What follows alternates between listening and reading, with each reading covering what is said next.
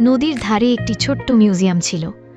মিউজিয়ামটি বড় নয়, কিন্তু সেখানে কাঁচের জারে রাখা ছিল নানা রকম ছোট ছোট মাছ।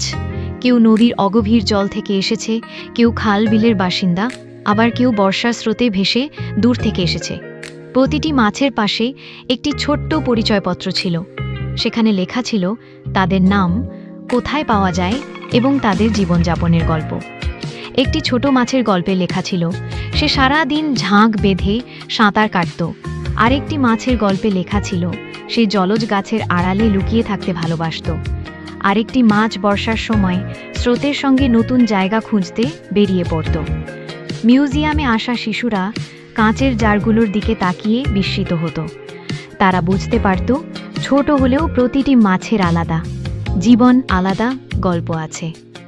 দিনের শেষে মিউজিয়ামের আলো নিভে গেলে চারদিকে নীরবতা নেমে আসত। তখন মনে হতো কাঁচের জারের ভেতরে থাকা ছোট ছোট মাছগুলো যেন তাদের নদী, খাল আর বর্ষার দিনের গল্প নিঃশব্দে বলে চলেছে। তাদের সেই গল্প শুনতেই মানুষ বারবার ফিরে আসে ছোট্ট সেই মিউজিয়াম।